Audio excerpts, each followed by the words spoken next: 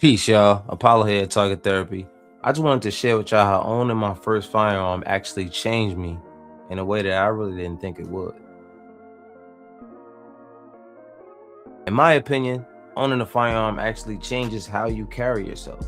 After having my first firearm, which was, as we know at this point, my Glock 17, what I didn't expect is the weight of the responsibility of just having a firearm on you. They're not toys. And it also wasn't about power, just more about responsibility and just being responsible for your actions and, understanding that there's consequences for anything that happens while you have or use that, firearm. Two other things that a lot of people don't think about before owning a firearm: your awareness and your discipline. Like, you have to be extremely disciplined in order to carry a firearm. You have to be extremely aware to carry a firearm, because as we've seen, there's been situations where people are carrying and someone grabs the weapon off of them and uses it against them. So, just being aware of your surroundings. To that point, there's actually a story that actually can explain a little bit more why I'm seeing it the way I'm seeing it. Let's go back to 2021. I've been writing music. I'm an artist myself.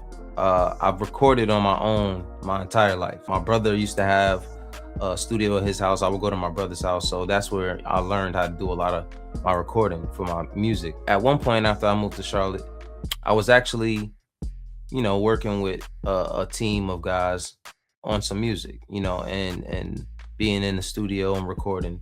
And this is an experience that I'm not necessarily used to, because I personally like the comfort of being in my own place to record my music. That's just something I've always recorded it like that. So at this point, I'm going to go link up with these guys at the studio. They're paying for the studio time. I'm like, cool, bless, let's do this. I asked one of the main guys who I actually worked with. I was actually the closest with out of all of the guys. I'm like, besides from my guy that I came with, I asked him, I'm like, what kind of environment is this? Like, should I be protection? And he says, oh, no, you don't got to worry about that. We got that covered. Wasn't too comforting for me. If anything, that just made me feel like I should have, my own protection. We go to the studio session, nothing happens. We fine. I actually left my Glock in the car. After we left, I'm with my boy, B Goss. Shout out to my boy Goss. I actually went to school with him from New York when I was up in New York, and we actually both ended up in Charlotte. So this was a good situation for me, because at least now I'm going into the situation with other people. At least I have somebody that I'm comfortable with me. We leave the studio. We're going to go get something to eat. We going to McDonald's. She's like, yo, I'm gonna get some McDonald's. Cool. I pull up at the McDonald's. It's one of those McDonald's that has the 2 lanes. It splits. It starts off at 1 and then it splits into 2 and it goes around.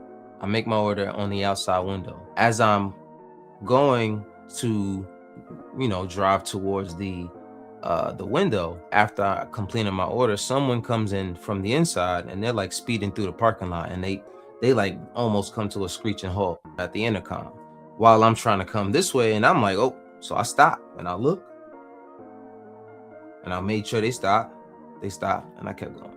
So I get to the window, I give the lady my money, and I hear someone saying, yo. And in my head, just there's people around, I'm just not really paying attention. But I'm realizing after I heard like third or fourth yo that he's like talking to me. He, at this point, by the time I notice him, I'm looking in my side view mirror, and he has gotten out of his car already. And my self-defense, I grab my weapon and I put it on my lap. Mind you, I've not shot this gun yet. But it was enough for me to feel like, all right, keep calm. So he's like, yo, and I'm like, I look out the window and I'm like, it was good. And he's like, yeah, I just wanted to know what you was looking at. And I'm like, I just wanted to make sure you ain't hit me. In my mind, at this point, you've already gotten out of your car. You've kind of walked a couple steps in between our car now. In my head, there's a couple of things. Number one, I'm asking myself, why you don't know what anybody has in their car? Why are you walking up to anybody's car? And then number two is, oh, if you walking up to somebody's car like that, you must not have no fear because you are also protected, or you might have a little piece on you. So I made sure that I didn't escalate the situation. I just said, nah, I just wanted to make sure you ain't hit me. And he was like, oh, all right. Then he backed up and got back in his car. And because of me having a firearm on me, I wasn't scared, didn't know how to use it, but at least I felt like I could have protected myself if something happened, right? Now I'm thinking about the situation of what would have happened if I would have used my weapon. I got my boy with me. I'm at an establishment. You have to really be disciplined, you know what I mean? And discipline and awareness are the keys to this story for me. If I wasn't aware of my surroundings, if I wasn't hearing close enough, he probably would have walked all the way up into my window.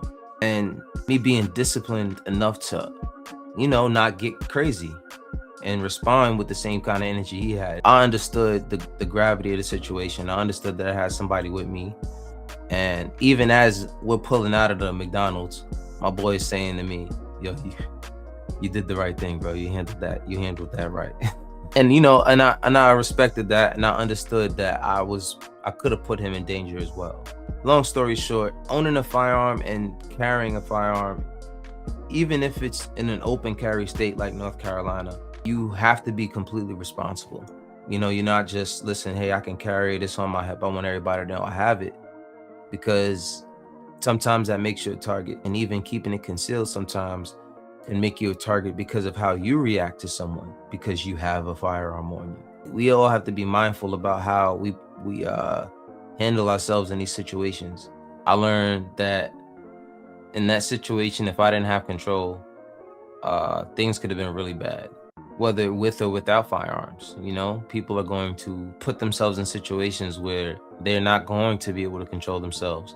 You don't have to have a firearm, which is why I don't think it's about the firearm, it's about the person. So yeah, control, man. Control, not control over others, control over your temper, control over your reaction to things, your emotions, and your decisions. You are accountable for whatever decision you make. So if you do own a firearm, what did owning one teach you? And if you're thinking about it, what do you think it would change? If you're thinking about owning a firearm, if you're thinking about protecting your family, how do you think it will change you? Let's elevate the conversation, man. Until next time, Paulo from Target Therapy. Peace.